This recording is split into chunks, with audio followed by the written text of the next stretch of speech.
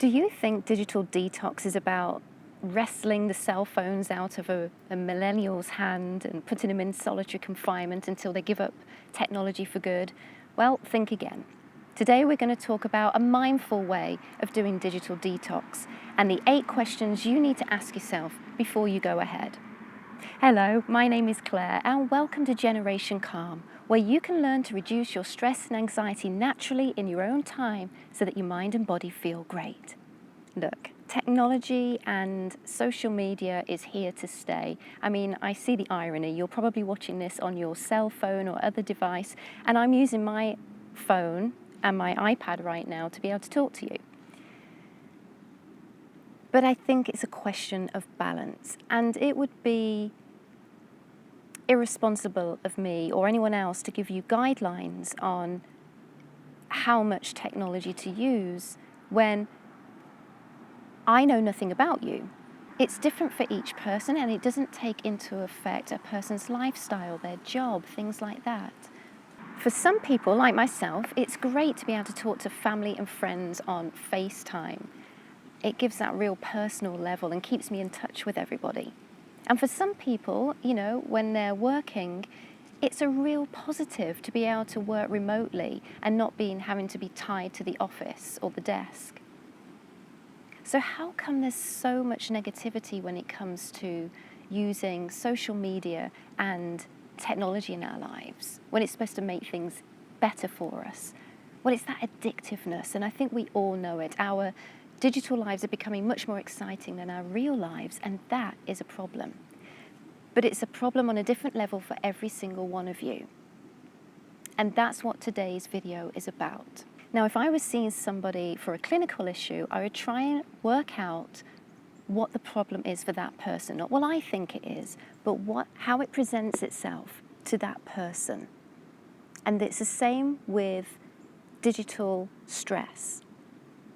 How is it impacting your life? And these next 8 questions will help you figure out exactly whether digital stress is causing a problem in your life.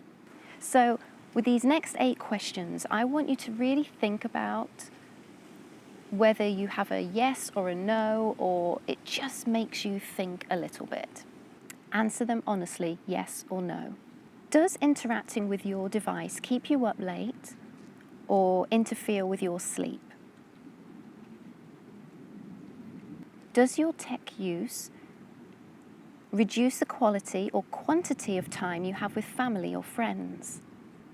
Does your tech usage interfere with your ability to work or get your homework finished?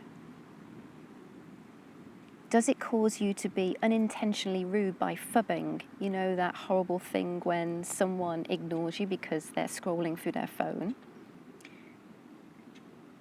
Is it stopping you from having any creative daydreams or creative thoughts because you're cramming information into your life?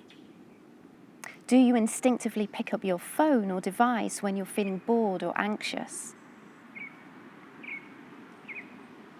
Has Google it become your default instead of actually thinking through a problem first?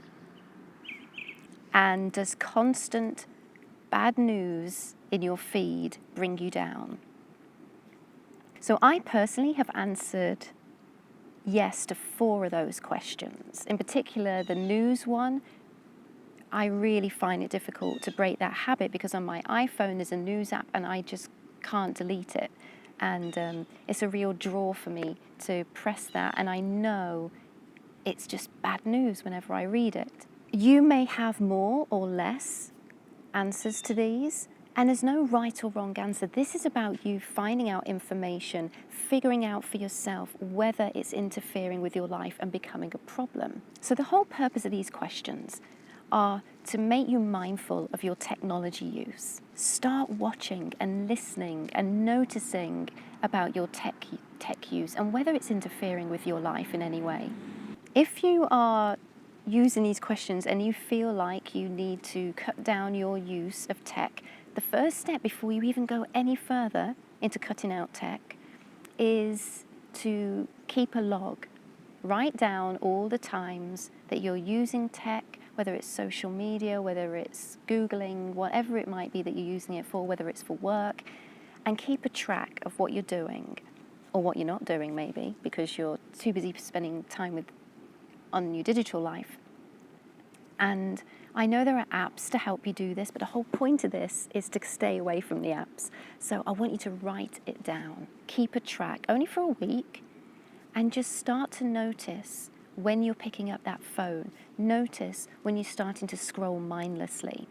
This is different to detoxification. You may have heard about digital detox before, and people will spend maybe hours, days, weeks without their phone, and that's a little extreme because it doesn't take into account the way we live our lives, the way technology is here to stay, and we need to be more mindful about the way we use it. So thanks for watching. I hope that this video has helped you. I've written a blog post about this, so if you'd like to look at that, go to my blog at generationcalm.com/blog, and you'll find all my blog posts there. Thanks for watching, and I'll see you again next time. Bye.